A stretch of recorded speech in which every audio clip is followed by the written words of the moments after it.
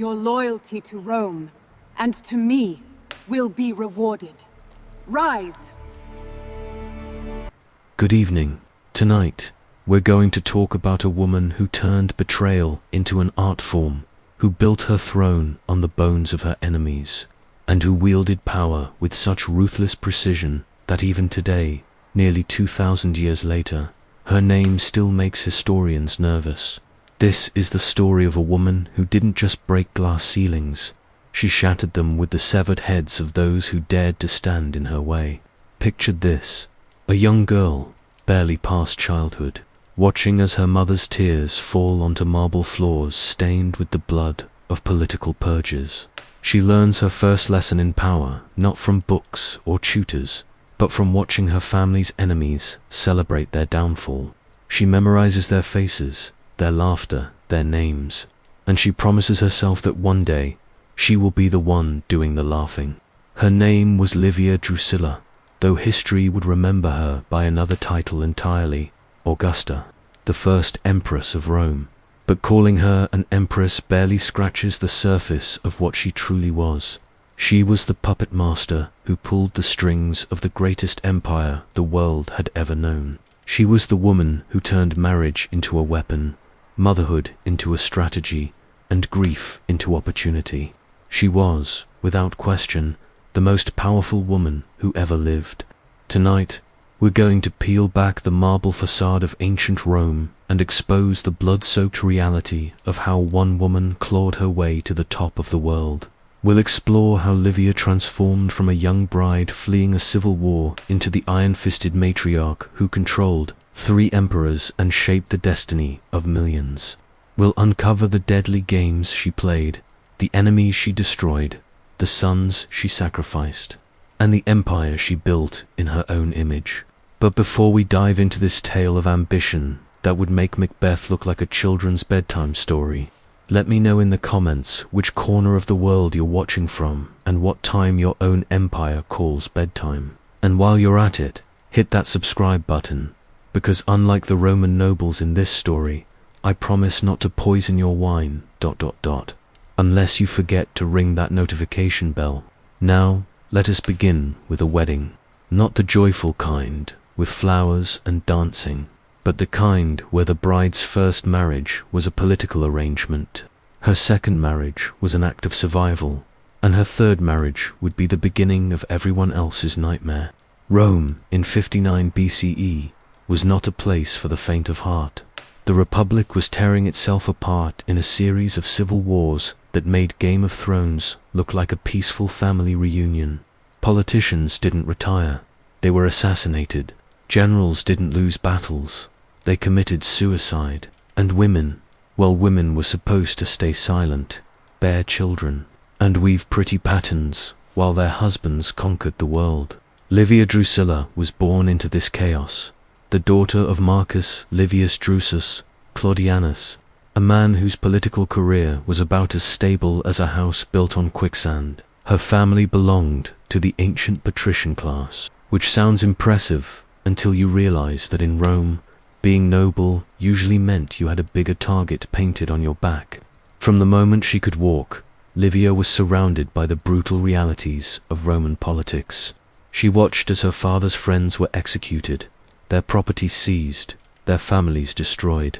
She learned that loyalty was a luxury that could get you killed, that trust was a weapon used against the weak, and that survival meant being 3 steps ahead of everyone else's schemes. At the tender age of 15, Livia was married off to her cousin, Tiberius Claudius Nero. Now, before you start making jokes about family trees that don't fork, remember that this was ancient Rome, where keeping it in the family was considered good policy. Nero was older, wealthier, and most importantly, on the losing side of every political conflict he touched. It's hard to imagine what those early years of marriage were like for Livia. Picture a teenager, barely old enough to understand the mechanics of power, watching her husband make one catastrophic decision after another. Nero backed Pompey against Julius Caesar. Wrong choice. Nero supported Brutus after Caesar's assassination. Wrong again. Nero opposed Mark Antony. Strike 3. By the time Livia was 18, she had learned the most important lesson of her life. If you wanted to survive in Rome, you couldn't rely on the men around you to make smart decisions. You had to make them yourself. The civil wars that followed Julius Caesar's death turned Rome into a battlefield where the currency wasn't gold or silver, but blood and betrayal. Mark Antony, Octavian, and Lepidus formed the second triumvirate, and their first act was to publish a prescription list. Basically, a government's-sanctioned hit list of political enemies whose heads came with bounties. Nero's name was on that list. Imagine being a young mother, because by this point Livia had given birth to a son, also named Tiberius, and suddenly discovering that your husband's stupidity has turned your entire family into fugitives. They fled Rome in the dead of night, leaving behind everything they owned, carrying only what they could manage, while keeping a crying infant quiet enough to avoid detection. For 3 years, Livia lived in exile, moving from safe house to safe house, never knowing if the next knock on the door would be soldiers coming to claim her husband's head. She learned to pack a bag in minutes, to read the political winds like a weather forecast, and to smile graciously at people she knew would sell her family out for a handful of silver coins.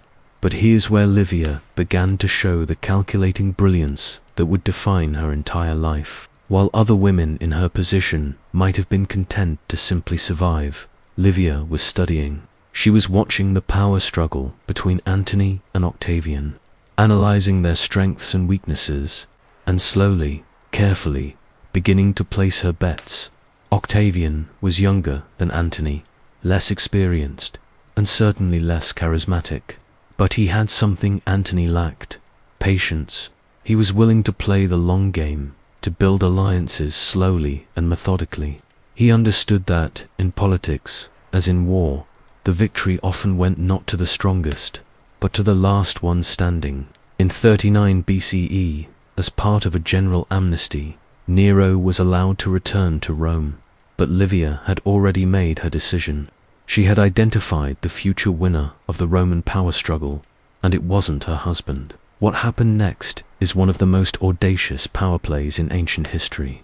At a dinner party, a social gathering that was supposed to be about wine and conversation, Livia met Octavian face to face for the first time. She was 20 years old, stunningly beautiful, and pregnant with her second child. He was 23, the most powerful man in the Roman world, and married to someone else. Within weeks, both of them had divorced their respective spouses.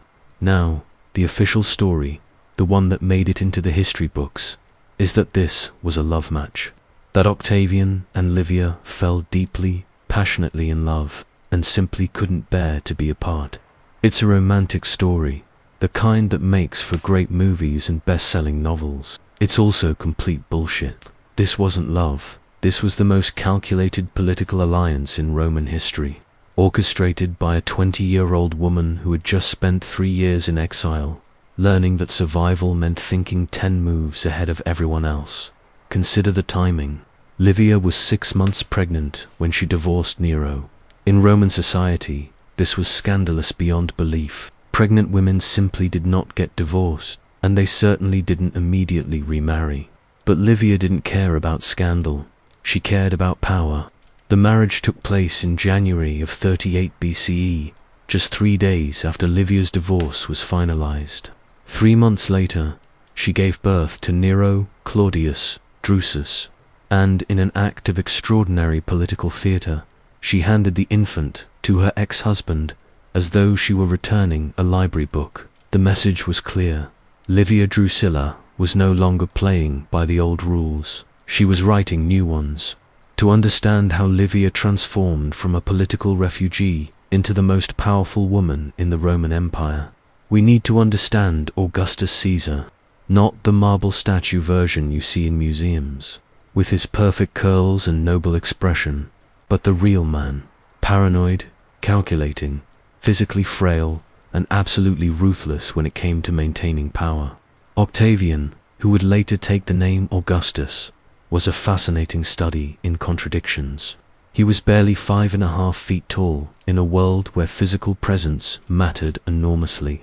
He suffered from what appears to have been chronic illness, possibly diabetes or a kidney condition, which left him frequently weak and nauseated. He had a nervous habit of chewing on his fingernails until they bled, and according to contemporary accounts, he was so paranoid about assassination attempts that he insisted on sleeping in a different room every night. This was the man who had conquered Mark Antony and Cleopatra, who had transformed the Roman Republic into an empire, who commanded legions across 3 continents. And Livia looked at him and saw not a god emperor, but a man who desperately needed what she had to offer: absolute, unquestioning loyalty in a world where everyone else was plotting his downfall. Their marriage was, by all accounts, remarkably successful, not in the romantic comedy sense, but in the way that the most effective business partnerships are successful. They complemented each other perfectly.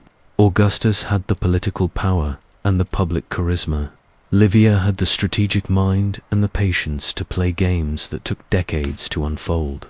But make no mistake, this was not a marriage of equals. In Roman law, Livia was Augustus's property, no different from his horses or his villas. She couldn't vote, couldn't own property in her own name, couldn't even leave the house without his permission. Yet within the confines of this legal framework, she managed to accumulate more real power than most senators could ever dream of. How did she do it? By understanding that power in Rome wasn't just about holding official positions. It was about controlling information, managing relationships, and most importantly, surviving long enough to outlast your enemies. Livia became Augustus's closest advisor, the one person he trusted completely. While other courtiers schemed and plotted and tried to advance their own interests, Livia made herself indispensable by focusing entirely on advancing his. She became his eyes and ears in the social circles he couldn't access, his voice in conversations he couldn't have, and his memory for grudges he might otherwise forget. She also became the mother figure for his daughter Julia, and later, the grandmother figure for his grandsons and great-grandsons. In a world where family was politics and politics was war, Livia positioned herself at the center of the imperial bloodline. But perhaps most importantly, she became the keeper of Augustus's greatest secret, that the man who had conquered the known world was terrified that it would all slip away from him. Augustus never felt secure in his power. How could he? He had witnessed the assassination of Julius Caesar, his own great-uncle and adoptive father. He had seen how quickly political fortunes could change in Rome, how today's allies could become tomorrow's executioners. He lived in constant fear that some ambitious general or senator would decide that the empire would be better off without him. Livia understood this fear, and she fed it, not maliciously, but strategically. She made sure Augustus knew about every potential threat, every whispered criticism, every sign of disloyalty. She became his paranoia made manifest, and in doing so, she made herself absolutely necessary to his survival. Consider this. Augustus ruled the Roman Empire for 45 years, longer than almost any other emperor. During that time, there were numerous plots against his life, several attempted coups, and countless opportunities for ambitious men to try to seize power, yet none of them succeeded. Why? Because Livia was always watching, always listening, always 3 steps ahead of anyone who might pose a threat to her husband. She cultivated a network of informants that would have made the CIA jealous. Servants, slaves, freedmen, wives of senators. These were Livia's eyes and ears throughout Roman society. She knew who was sleeping with whom, who owed money to whom, who had spoken carelessly after too much wine at a dinner party. And she used this information with surgical precision. When Senator Marcus Egnatius started making speeches about the good old days of the Republic, Livia didn't have him arrested. Instead, she quietly let it be known that Egnatius owed enormous debts to several prominent money lenders, and that his teenage son had been caught in a compromising position with another senator's wife. Within months, Egnatius was too busy dealing with his own scandals to worry about politics. When General Gnaeus Cornelius Cinna Magnus began building suspiciously strong loyalties among the Praetorian Guard, Livia didn't arrange for his assassination. Instead, she invited his wife to a series of intimate dinner parties, where she gradually convinced the woman that her husband's political ambitions were putting their entire family at risk. Soon, Cinna found himself facing a choice between his political career and his marriage. He chose his marriage. This was Livia's greatest strength. She understood that power wasn't always about the dramatic gesture, the public execution, or the spectacular display of force. Sometimes, the most effective way to destroy an enemy was to make them destroy themselves. But Livia's influence went far beyond managing Augustus's paranoia. She also played a crucial role in shaping the cultural transformation of Rome from a republic to an empire. Augustus wanted to present himself as the restorer of traditional Roman values, the man who would bring back the moral strength that had made Rome great. Livia became the perfect symbol of this new imperial morality. She dressed modestly, in contrast to the extravagant fashions of the late Republic. She was known for her personal involvement in domestic activities like spinning and weaving, traditional women's work that aristocratic ladies had long since delegated to slaves. She appeared at public ceremonies as the devoted wife and mother, the living embodiment of Roman feminine virtue. It was all completely calculated, and it was absolutely brilliant. By positioning herself as the ideal Roman matron, Livia made it almost impossible for anyone to criticize her without appearing to attack the very values Augustus claimed to represent. She transformed her legal powerlessness into a different kind of power entirely, the power of moral authority.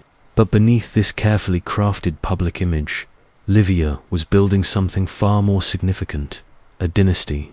She understood that Augustus's power would mean nothing if it died with him, that the only way to secure her own position was to ensure that power passed to someone she could control.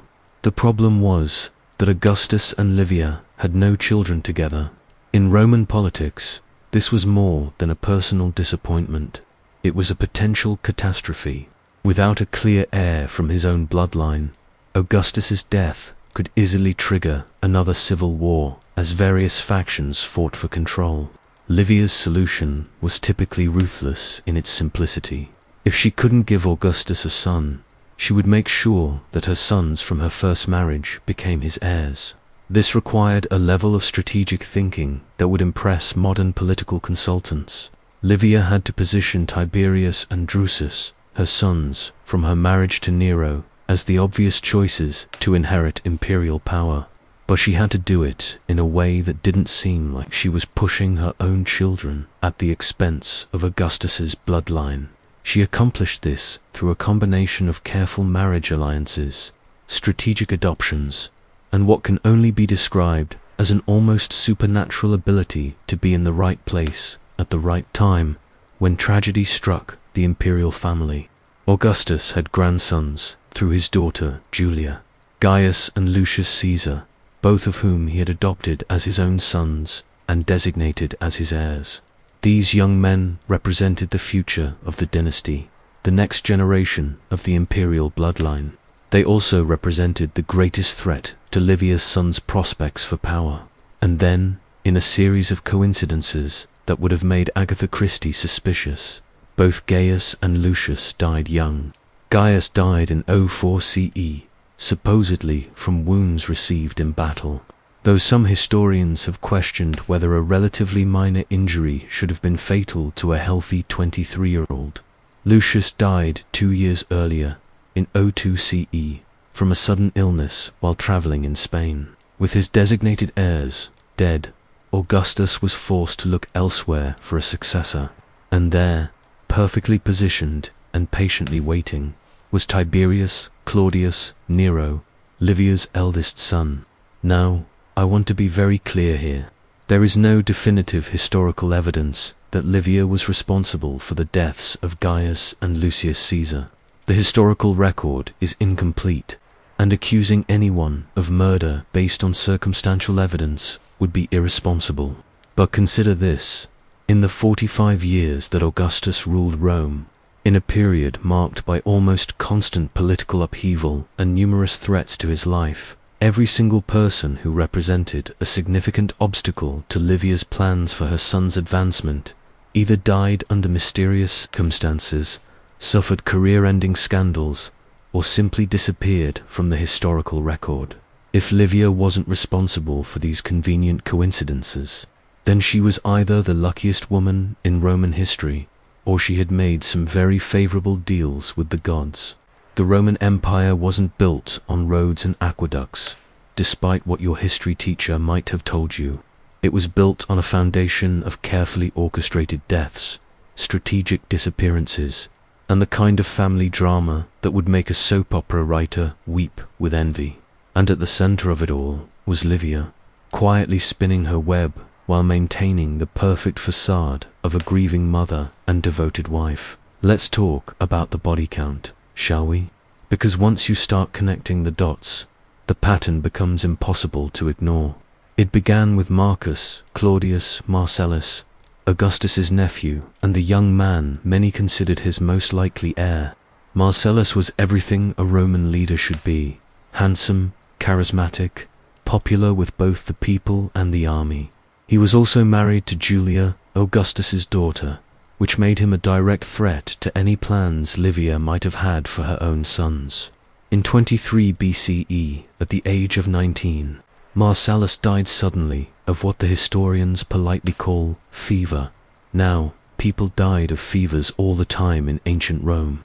Medicine was primitive, sanitation was poor, and a simple infection could easily turn fatal. But Marcellus was young, healthy, and had access to the best medical care in the empire. His death was unexpected enough that it prompted widespread rumors of poisoning. The timing was certainly convenient for Livia. With Marcellus dead, Augustus was forced to look elsewhere for a successor, and suddenly Tiberius's prospects looked much brighter. But Marcellus was just the beginning.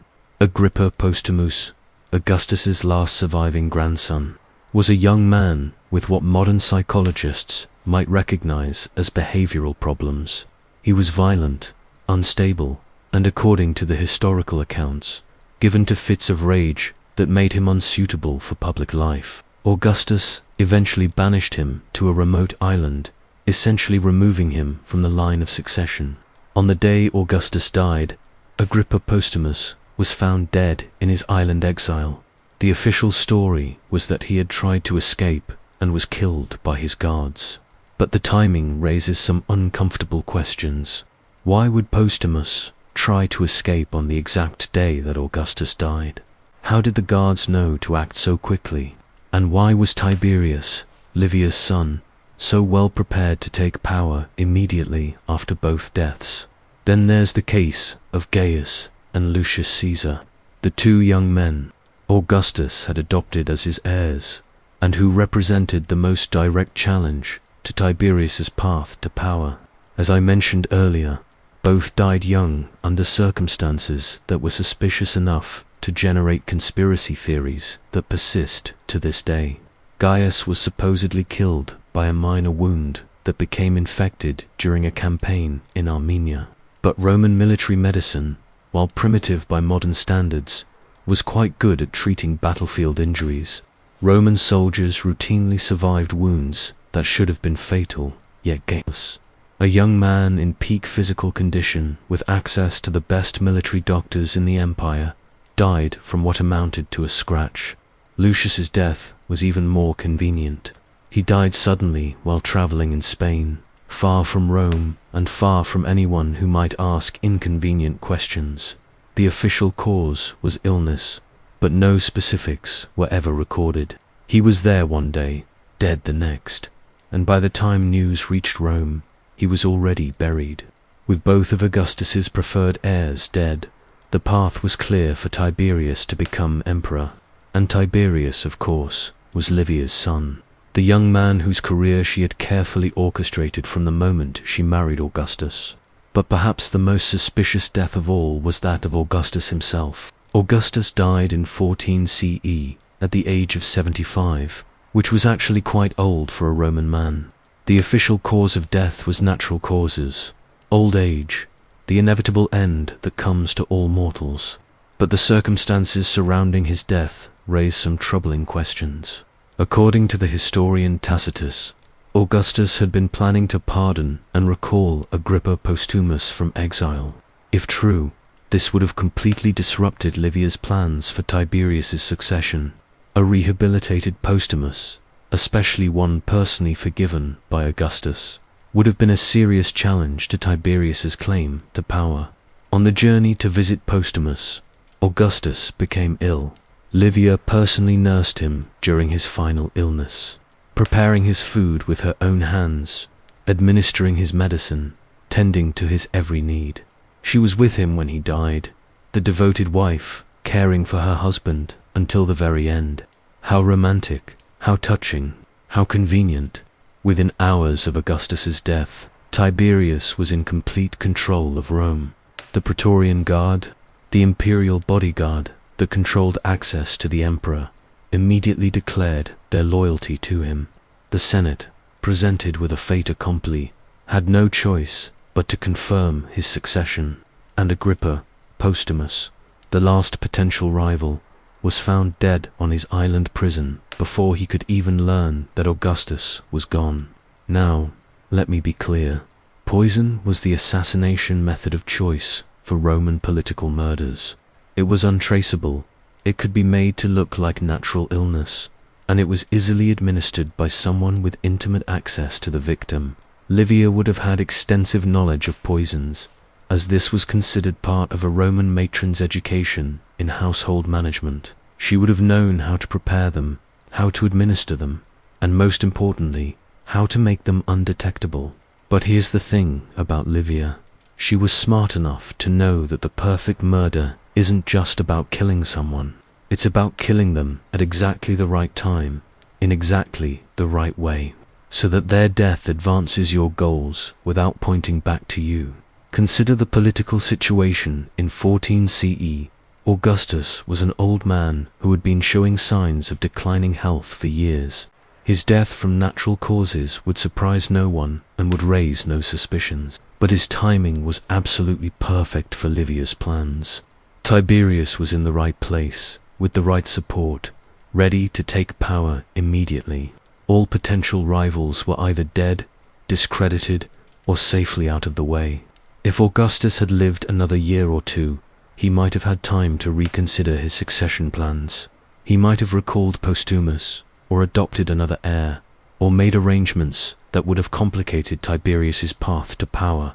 But he died at exactly the moment when his death would benefit Livia most. That's either an extraordinary coincidence, or evidence of planning that would impress modern intelligence agencies. But Livia's greatest achievement wasn't any single murder. It was the way she managed to eliminate threats while maintaining her reputation as a devoted wife and mother. Every death that benefited her could be explained by natural causes, bad luck, or the dangerous realities of Roman politics. She never left fingerprints, never made threats, never gave anyone reason to suspect her of anything more sinister than excessive devotion to her family. She understood something that many modern criminals never learn. The perfect crime isn't one that's impossible to solve. It's one that no one realizes is a crime in the first place. And while she was quietly removing obstacles to her son's advancement, she was also building the institutional framework that would allow her to rule through him. She cultivated relationships with key senators, military commanders, and provincial governors. She established a network of informants and allies that spanned the empire. She used her position as Augustus's wife to influence policy, shape public opinion, and prepare the ground for Tiberius's eventual succession. By the time Tiberius became emperor, Livia had spent nearly 50 years building the power structure that would support his rule.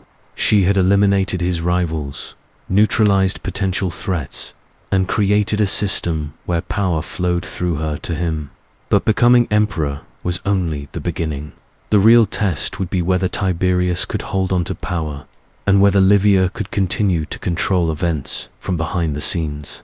Because in Rome, as she well knew, the only thing more dangerous than seeking power was actually having it.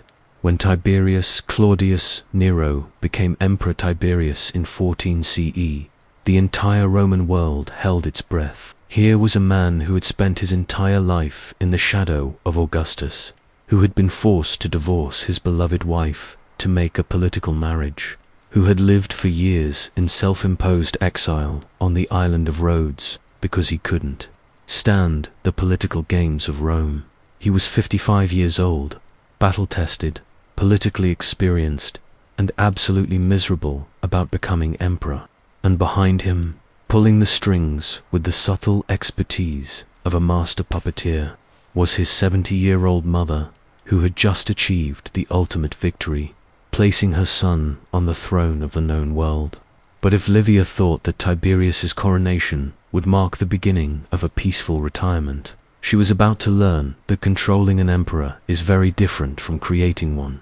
The relationship between Livia and Tiberius was complicated in ways that would fascinate modern psychologists. Here was a woman who had spent decades orchestrating her son's rise to power, eliminating his rivals, and preparing him to rule. And here was a son who knew exactly what his mother had done, who understood the blood-soaked foundation of his throne, and who resented every moment of it. Tiberius was not stupid. He had lived through the mysterious deaths of Marcellus, Gaius, Lucius, and Postumus. He had watched his mother's careful maneuvering, her strategic alliances, her perfectly timed interventions. He knew that his path to power had been cleared by methods that, if exposed, would destroy not just his legitimacy, but his life, and he hated her for it. Not because he disapproved of murder, mind you. This was Rome, where political assassination was practically a sport. Tiberius hated Livia because her methods had been so effective that he owed his entire position to her, and that debt made him weak.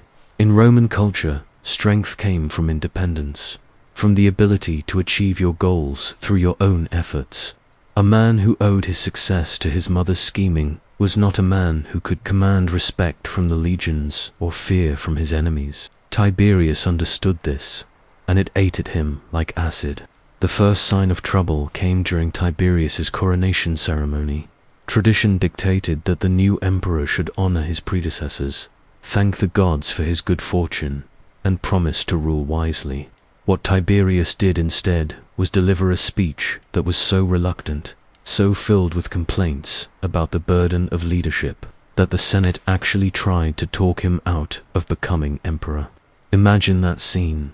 The most powerful men in Rome, gathered in their finest togas, listening to their new leader explain why he didn't want the job they had just given him. It was political theater at its most absurd, and Livia must have been grinding her teeth as she watched 50 years of careful planning nearly collapse because her son couldn't manage to fake enthusiasm for 15 minutes. But Tiberius wasn't just being difficult for the sake of it. He was establishing, from day one, that he would not be a puppet emperor controlled by his mother's behind-the-scenes maneuvering. He was drawing a line in the marble, declaring his independence from the woman who had made him. Livia, for her part, was not about to step gracefully into the shadows. She had not spent half a century building a power base just to hand it over to an ungrateful son who seemed determined to squander everything she had achieved. What followed was a cold war between mother and son that would define the next 15 years of Roman history. Livia had been granted the title Augusta by Augustus, making her the first woman in Roman history to hold an official imperial title. This wasn't just an honor, it was a position of real power. As Augusta, she had her own household, her own staff, her own budget, and most importantly, her own access to the emperor independent of family relationships. She also had something even more valuable, the loyalty of the Praetorian Guard. These were the elite soldiers who protected the emperor, who controlled access to the imperial palace, who could make or break an emperor's reign with a single decision about where to point their swords. Livia had cultivated relationships with the Guard for decades, and many of the officers owed their positions to her recommendations. Tiberius, meanwhile, had the official authority of the emperor, but not the personal loyalty that made that authority effective. He was respected as a military commander, but he was not loved. He was obeyed as emperor, but he was not trusted. And increasingly, as his conflicts with his mother became public knowledge, he was not even feared. The power struggle played out in 1,000 small ways. When Tiberius issued an edict, Livia would quietly let key senators know that she disagreed with it. When he made appointments to important positions, she would arrange for better qualified candidates to be suggested. When he tried to implement new policies, she would mobilize her network of allies to create opposition. None of this was open rebellion. Livia was too smart to directly challenge her son's authority. Instead, she worked through the established channels of Roman politics, using her influence to make Tiberius's job as difficult as possible without giving him grounds to move against her. And Tiberius, for his part, began to retreat from the day-to-day business of governing. He started delegating more and more authority to subordinates, spending increasing amounts of time away from Rome, avoiding the political battles that his mother seemed to thrive on. This was exactly the wrong response. In Roman politics, absence was interpreted as weakness, and weakness attracted predators. Ambitious senators began to test the boundaries of imperial authority. Provincial governors started making decisions without consulting Rome. Military commanders began to wonder whether their loyalty should be to an emperor who seemed uninterested in ruling, or to the Augusta who clearly still had her finger on the pulse of power. The situation came to a head in 26 CE, when Tiberius made a decision that shocked the Roman world. He left Rome entirely and moved to the island of Capri, governing the empire from a villa overlooking the Mediterranean. Officially, this was a temporary retreat for health reasons. Tiberius claimed he needed the sea air and the peaceful environment to recover from the stresses of leadership. But everyone understood what was really happening. The Emperor of Rome was running away from his mother. For Livia, this presented both an opportunity and a crisis. With Tiberius absent from Rome, she became the de facto ruler of the empire. Senators came to her for guidance. Foreign ambassadors sought her approval, and the machinery of imperial government effectively ran through her household. She was, in every practical sense, the most powerful person in the Roman world, but she was also 78 years old, ruling an empire through proxies and intermediaries, trying to maintain control over a system that was designed to be led by a single, strong emperor. It was an exhausting balancing act, and one that couldn't continue indefinitely. The stress of the situation began to take its toll. Historical accounts from this period describe Livia as becoming increasingly paranoid, suspicious of potential rivals, and ruthless in her treatment of anyone she perceived as a threat. She began to move against the wives and relatives of prominent senators, using accusations of adultery, treason, or religious violations to destroy families that might pose a challenge to her authority. In 29 CE, she orchestrated the downfall of Agrippina the Elder, the widow of her youngest son, Drusus, and the mother of a young man named Gaius, who would later become Emperor Caligula. Agrippina was popular, well-connected, and represented a potential alternative center of power within the imperial family. Livia arranged for her to be charged with treason and exiled to a remote island, where she eventually died of starvation. It was a brutal move, even by Roman standards, and it marked a turning point in Livia's reign. She was no longer the patient, careful strategist who had spent decades building power through alliances and careful maneuvering. She was an old woman, clinging to control through increasingly desperate measures, alienating the very people whose support she needed to maintain her position. And from his villa on Capri, Tiberius was watching it all happen. The last years of Livia's life were a masterclass in how absolute power corrupts absolutely, and how even the most brilliant political mind can be undone by the very qualities that made it successful. By 29 CE, Livia was 86 years old and the de facto ruler of an empire that stretched from Britain to the Persian Gulf. She had outlived Augustus by 15 years, had effectively sidelined her own son, and commanded a network of allies and informants that would have made modern intelligence agencies jealous. She was, by any measure, the most powerful woman who had ever lived. She was also completely, utterly alone. This is the tragedy of Livia's story. She had sacrificed every meaningful personal relationship on the altar of political ambition. Her son hated her. Her grandchildren feared her. The senators obeyed her out of necessity, not loyalty. She had no friends, only allies. And in Roman politics, allies were just enemies who hadn't found the right price yet. The isolation was beginning to affect her judgment. The woman who had once been able to eliminate threats so subtly that no one suspected murder was now moving against enemies with all the finesse of a sledgehammer. Her destruction of Agrippina, the elder, had been so obviously orchestrated that it actually strengthened opposition to her rule, rather than eliminating it. More importantly, it had finally given Tiberius the excuse he needed to act against her. You see, Agrippina hadn't just been a potential rival. She had also been the mother of Gaius Caesar, later known as Caligula, who was Tiberius's nephew and one of the few remaining members of the imperial bloodline. By destroying Agrippina, Livia had crossed a line that even her power-hungry son couldn't ignore. She had moved against family. In Rome, family was everything. You could murder senators, execute generals, and massacre entire populations, but you did not move against your own bloodline without consequences. Tiberius might have been willing to tolerate his mother's meddling in politics, but he could not allow her to start eliminating potential heirs to the throne. From his island fortress on Capri, surrounded by his own carefully chosen advisors and protected by guards whose loyalty he had personally secured, Tiberius began to plan his mother's downfall. The first step was financial. As Augusta, Livia controlled enormous wealth, both her personal inheritance from Augustus and the resources allocated to her imperial household. Tiberius began quietly redirecting these funds, claiming that administrative efficiency required centralized control of imperial finances. Livia's allies found their payments delayed, their requests for funding denied, their access to imperial resources gradually restricted.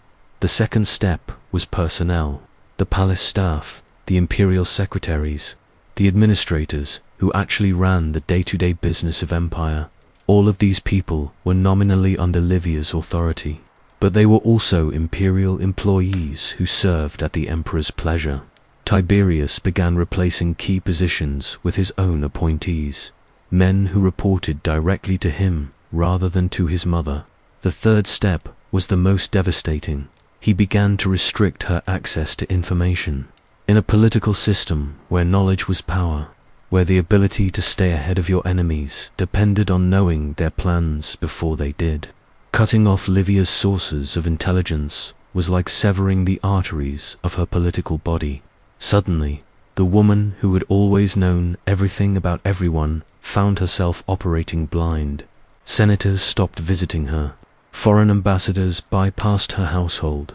Military commanders sent their reports directly to Capri rather than to Rome. The network she had spent decades building began to dissolve as people realized that the real power had shifted to the emperor, not his mother. Livia fought back with everything she had. She used her remaining allies to spread rumors about Tiberius's mental state, his strange lifestyle on Capri, his fitness to rule an empire from a vacation villa. She reminded key senators of favors she had done for them, debts they owed her, secrets she had kept. She even tried to appeal to popular opinion, making public appearances designed to contrast her dignity and stability with her son's apparent abandonment of his responsibilities. But it was too late. The foundation of her power had always been her position as the wife of Augustus and the mother of Tiberius. With Augustus dead and Tiberius actively working against her, she had no independent source of authority. She was like a general whose army had decided to follow someone else. The end came not with a dramatic confrontation or a public trial, but with something much more Roman: bureaucratic strangulation. In 29 CE, Tiberius issued a series of administrative decrees that effectively removed Livia from any role in imperial government. Her household staff was reassigned. Her budget was eliminated. Her title as Augusta was retained, but stripped of any actual authority. She was, in the most literal sense, powerless for the first time in over 50 years. The psychological impact was devastating. Livia had defined herself entirely through her political role. She was not a woman who had hobbies or personal interests outside of the game of power. She didn't paint or write poetry or tend gardens. Politics was not what she did, it was who she was. Contemporary accounts describe her final months as a period of rapid decline. The woman who had once commanded empires from her drawing room became a reclusive figure, rarely leaving her villa, seeing few visitors, apparently spending her days staring out at the city she had once controlled. On September 28, 29 CE, Livia Drusilla Augusta of Rome died at the age of 86. The official cause was listed as natural causes, the inevitable end that comes to all mortals. The timing, however, was interesting. She died just as Tiberius was consolidating his control over the empire, just as the last of her allies were being purged from positions of influence, just as investigations were beginning into some of the more questionable deaths that had occurred during her years of power. It's almost as if she knew that her time was up. Tiberius refused to attend his mother's funeral. He claimed that the duties of empire kept him on Capri, but everyone understood the real message. The woman who had made him emperor was not worth the trip back to Rome. But here's the final twist in Livia's story, the ultimate proof of her political genius. Even in death, she won. You see, Tiberius was a capable military commander and an effective administrator, but he was a terrible emperor. Without his mother's political network, without her ability to manage the complex relationships that held the empire together, he found himself increasingly isolated and unpopular. His retreat to Capri, originally intended as a temporary escape from Livia's interference, became permanent. He spent the last 11 years of his reign governing Rome from a distance, relying on administrators and subordinates to handle the day-to-day business of empire. The result was a government that was efficient but soulless, effective but unpopular. More importantly, by destroying his mother's power base, Tiberius had eliminated the very system that might have ensured a stable succession. When he died in 37 CE, there was no clear heir, no established network of support, no careful planning for the transition of power. The result was that the empire passed to Caligula, the son of the Agrippina that Livia had destroyed. And Caligula, as anyone who has studied Roman history knows, was completely, spectacularly insane. Within 4 years, Caligula had declared himself a god, tried to make his horse a consul, and turned the imperial palace into a brothel. He was eventually assassinated by his own bodyguards, and the empire nearly collapsed into civil war. If Livia had lived, if her network had remained intact, if her careful system of succession planning had been allowed to continue, the chaos that followed Tiberius's death might never have happened. Her destruction had been Tiberius's victory, but it was also the empire's loss. And so we come to the final irony of Livia's story. The woman who had spent her life ensuring the stability of imperial power was ultimately undone by the very system she had created. She had made the emperor too powerful, too independent, too capable of destroying even those who had made his power possible. She had created a monster that eventually devoured her. But death, as any good Roman would tell you, is just the beginning of the story. Because while Livia's political power died with her, her legend was just getting started. And like everything else in her life, she had planned for this too. During her lifetime, Livia had carefully cultivated an image that walked the tightrope between power and propriety. She was the devoted wife, the grieving mother, the protector of traditional Roman values. She appeared in public wearing simple clothing, participating in religious ceremonies, embodying the ideal of feminine virtue that Augustus had promoted as part of his cultural restoration. It was, of course, complete theatre, but it was theatre performed with such skill and consistency that it became indistinguishable from reality. After her death, this carefully constructed image became the foundation for one of history's most successful rehabilitation campaigns. The same senators who had feared her during her lifetime now praised her wisdom and devotion. The same historians who had whispered about her methods now wrote glowingly about her contributions to imperial stability. Within a generation, Livia had been transformed from a feared political operator into a beloved imperial matron. Temples were built in her honor. Statues depicted her as a goddess of fertility and domestic harmony. Coins bore her image alongside symbols of abundance and peace. The historical Livia, the woman who had eliminated rivals and manipulated emperors, gradually disappeared behind a marble facade of sanctified motherhood. This transformation wasn't accidental. Livia had understood something that many powerful people never learn. Your reputation after death matters more than your reputation during life. She had spent years establishing charitable foundations, sponsoring public works, and associating herself with causes that would be remembered fondly by future generations. She had also been careful to eliminate or discredit anyone who might have been able to tell inconvenient truths about her methods. The servants who might have known about midnight meetings were freed and pensioned off to distant provinces. The allies who had helped with sensitive operations were rewarded with positions that took them far from Rome. The few enemies who survived her were too compromised by their own actions to speak credibly about hers. By the time historians began writing about her life, the people who could have contradicted the official story were either dead, disappeared, or had very good reasons to keep their mouths shut. The result was that Livia became the template for every powerful woman who came after her.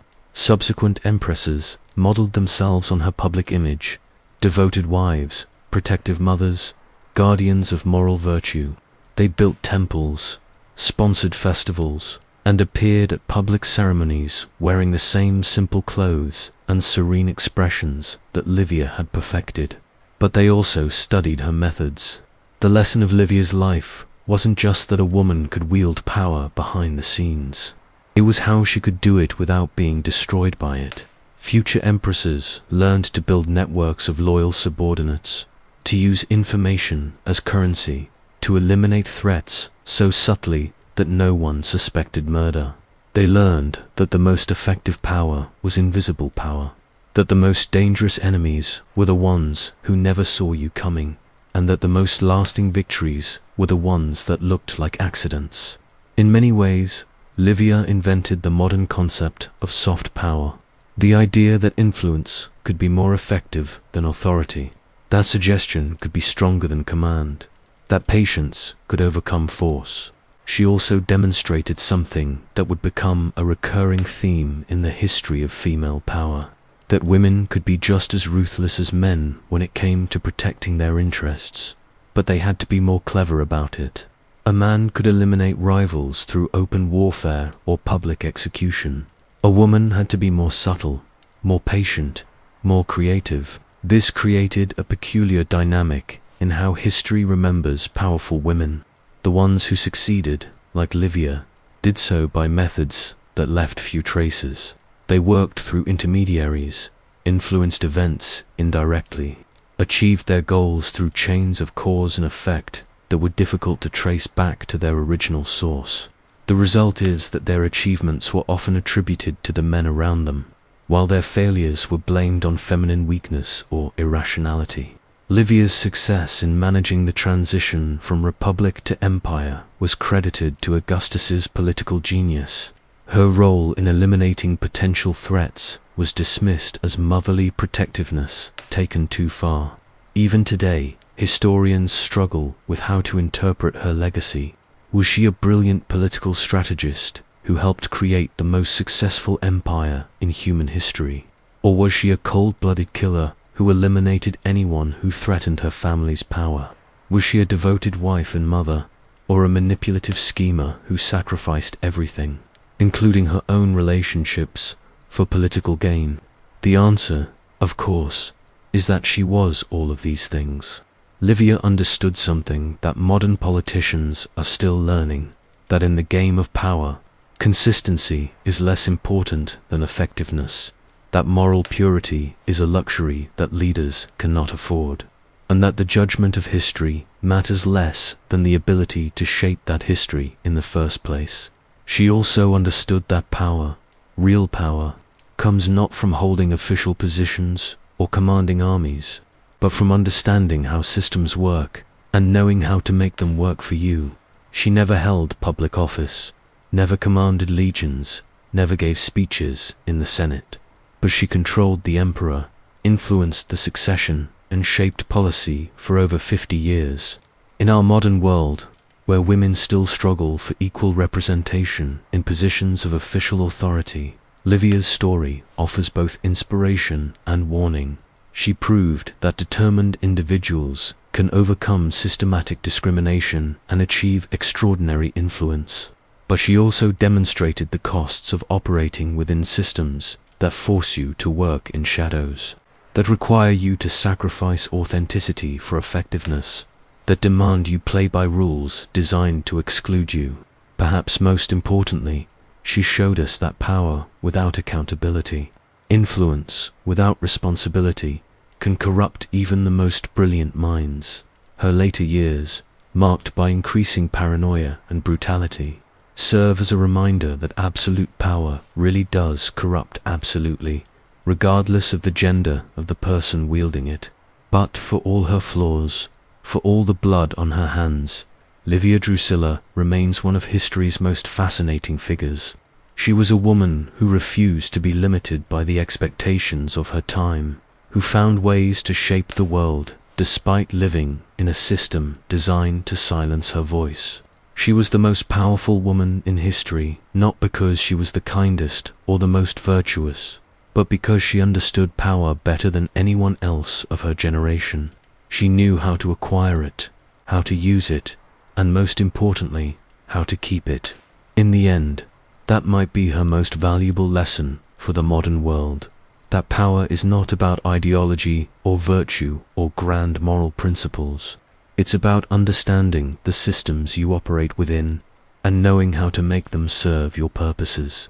Livia understood this better than almost anyone who has ever lived, and that understanding, more than any individual achievement, is what made her truly powerful.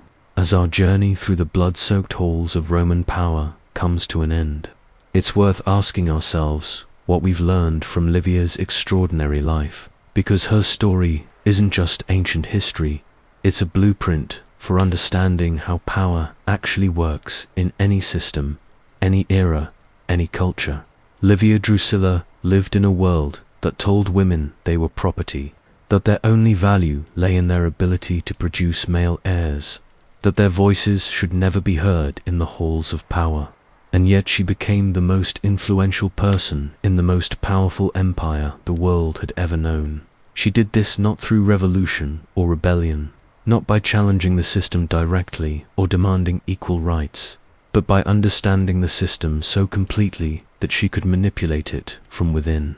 She worked through husbands and sons, spoke through proxies and intermediaries, achieved her goals through methods so subtle that most people never realized she was the one pulling the strings. This is perhaps the most uncomfortable truth about Livia's story. She succeeded by embracing the very system that oppressed her. She didn't fight against the patriarchal structure of Roman society. She exploited it. She used men's assumptions about women's powerlessness to make herself invisible.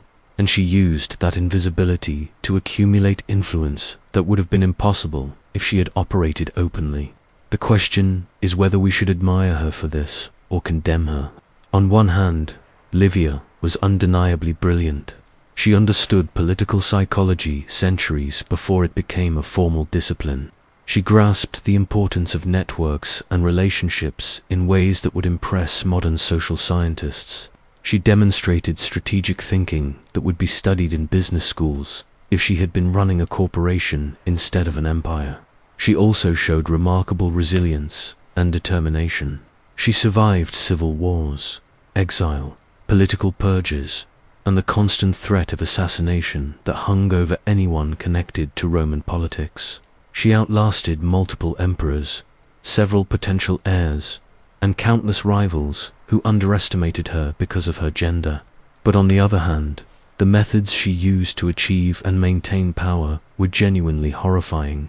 If the historical evidence is correct, she was responsible for the deaths of multiple members of her own family, including young men whose only crime was being potential obstacles to her son's advancement. She turned marriage into a political transaction, motherhood into a strategic weapon, and family relationships into tools of manipulation. She created a system where survival depended on absolute loyalty to her, where even perceived disloyalty could be a death sentence. Most troubling of all, she did this while maintaining a public facade of virtue and morality.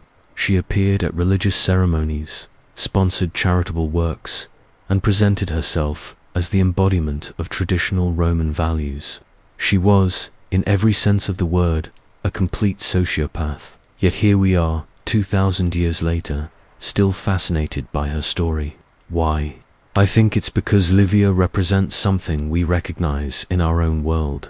The reality that systems of power are often rigged against certain groups, and that sometimes the only way to succeed within those systems is to play by rules that would horrify us in other contexts. Every woman who has ever smiled at a condescending male colleague while planning his professional destruction can understand Livia's methods. Every minority who has ever had to work twice as hard to achieve half the recognition can appreciate her patience and determination. Every person who has ever felt powerless in the face of systematic discrimination can admire her refusal to accept limitations.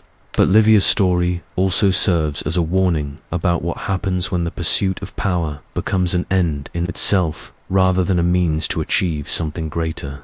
She spent 70 years accumulating influence, eliminating enemies, and controlling events. But to what purpose? By the end of her life, she had achieved everything she had set out to accomplish. Her son was emperor, her family controlled the empire, her enemies were dead or defeated. But she was also completely alone, feared by everyone around her, and ultimately destroyed by the very system she had mastered. The empire she helped create would eventually collapse into chaos and civil war. The dynasty she fought so hard to establish would end in madness and assassination. The political system she had manipulated so skillfully would prove incapable of preventing the disasters that followed her death. In the end, all of her scheming, all of her sacrifices, all of her carefully orchestrated murders achieved nothing more than a few decades of stability in an inherently unstable system. She won every battle but lost the war, accumulated all the power but none of the lasting influence she thought she was building. This might be the most important lesson of Livia's story, that power without purpose is ultimately self-defeating. She was so focused on acquiring and maintaining control that she lost sight of what she wanted to use that control to accomplish. She became the most powerful woman in history, but she never answered the fundamental question of what she wanted that power for. And perhaps that's why her story continues to fascinate us. Because in our own age of political corruption, corporate manipulation, and systematic inequality, we recognize something familiar in her methods. We see our own leaders using her tactics, the careful cultivation of public image, the behind-the-scenes maneuvering, the elimination of inconvenient truths, the sacrifice of principles for pragmatic advantage. We see her in every politician who promises change while working within systems designed to prevent it, in every executive who climbs corporate ladders by eliminating competitors, in every person who accumulates power by understanding how to make broken systems work for them instead of fixing those systems. Livia Drusilla was not a hero or a villain. She was something more complex and more troubling. She was a mirror. She reflected the world she lived in so perfectly that she became indistinguishable from it. And in doing so, She showed us both the possibilities and the perils of pursuing power within systems that are fundamentally corrupt. Her story reminds us that individual brilliance, no matter how extraordinary, cannot compensate for systematic dysfunction, that personal success achieved through immoral means ultimately corrupts even the most capable people, and that the pursuit of power, divorced from larger moral purposes, leads inevitably to isolation, paranoia, and self-destruction. But it also reminds us that change is possible, that determined individuals can overcome seemingly impossible obstacles, and that understanding systems of power is the first step toward either working within them or replacing them entirely. The choice of which lesson to take from Livia's story is ours to make. As we close this dark chapter of human ambition, remember this: Livia Drusilla died nearly 2,000 years ago, but the systems she mastered, the methods she perfected, and the choices she made continue to shape our world today. Every time someone uses information as a weapon, every time power is accumulated through patient manipulation rather than open competition, every time the pursuit of control becomes more important than the principles that supposedly guide it, Livia's ghost walks among us. She was the most powerful woman in history because she understood something that many people still refuse to acknowledge: that power is not about virtue or justice or moral authority. It's about understanding how the world actually works and being willing to work within that reality, regardless of the cost to your soul. Whether that makes her a genius or a monster is a question each of us must answer for ourselves. But one thing is certain: her story, in all its dark complexity, continues to offer lessons that are as relevant today as they were in the marble halls of ancient Rome. The throne may be empty, but the game of power continues. And somewhere in the shadows, Livia Drusilla is still teaching us how to play. Thank you for joining me on this journey through one woman's ruthless climb to absolute power. If this story of ancient ambition and modern relevance kept you watching until the end, imagine what other dark truths of history we could uncover together. Subscribe for more tales of power, betrayal, and the fascinating monsters who shaped our world. After all, those who don't learn from history's deadliest players are doomed to become their victims. Until next time, remember, in the game of power, there are no heroes, only survivors. And the most dangerous players are the ones you never see coming.